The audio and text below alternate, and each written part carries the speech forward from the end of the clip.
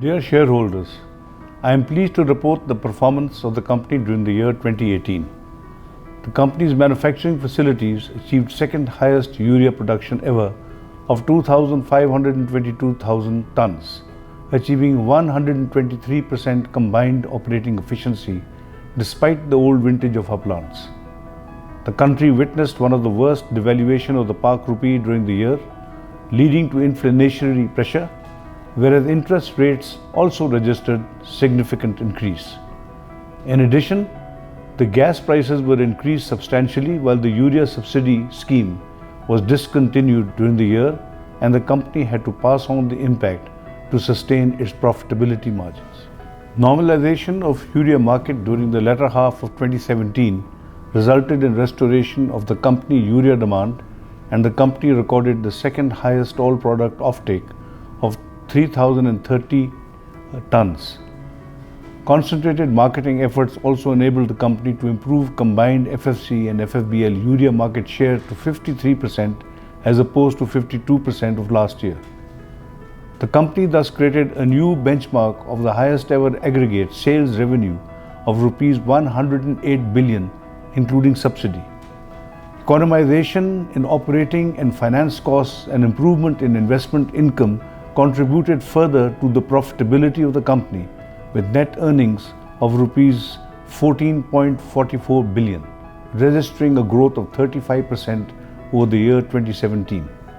Earnings per share stood at rupees 11.35 against rupees 8.42 per share last year. In view of these promising results and in continuation of the company's commitment to offer attractive returns to the shareholders, the board announced a final dividend of 3.90 rupees per share, leading to the aggregate annual payout of around 78%, including interim distributions of 4.95 rupees per share. FFC Energy Limited, that is FFCL, has maintained its trajectory of profitable operations and declared dividend for the second consecutive year.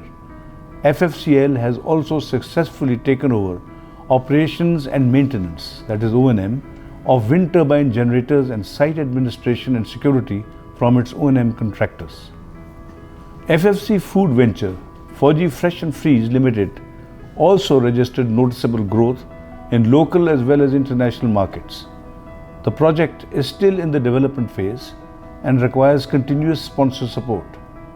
In order to achieve fast-track growth, services of the industry experts have also been engaged to acquire market intelligence and develop strategies for market penetration.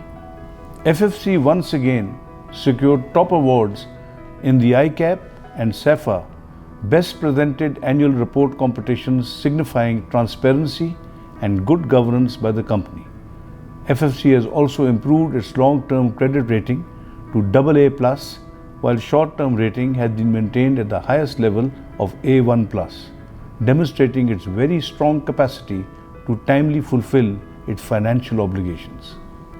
The company also contributed around 36.8 billion rupees to the national exchequer by way of taxes and levies, besides enabling savings in foreign currency of around $650 million through import substitution. FFC acquired 30% stake in Thar Energy Limited, TEL, with equity injection of rupees 1.46 billion during the year to establish a 330 megawatt power plant. EPC contract and financing documents of the project have been signed and COD is expected to be achieved in 2021. The shareholders would also be pleased to know that a penalty of rupees 5.5 billion imposed on FFC by Competition Commission of Pakistan, that is the CCP, for alleged unreasonable increase in urea prices has been set aside by the Competition Appellate Tribunal, with directions to the CCP to decide the case afresh under the guidelines provided by the tribunal. No petition was filed by the CCP for review of the decision of the tribunal within the stipulated time, and this option has thus become time-barred for the CCP. However, the CCP can file fresh cases under the guidelines provided by the tribunal, but the company remains confident of successfully defending these unreasonable claims in future as well. Going forward, the disparity between input and output, GST rates, the long outstanding sales tax refundables, and subsidy receivables present considerable cash flow constraints for the company that require urgent governmental attention. Persistent pricing pressure, devaluation of Pak rupee, and increase in gas costs, etc., also continue to pose a risk to the company's profitability. Favorable government policies are therefore imperative for sustained growth of the fertilizer industry and the agricultural sector to ensure food security in the country.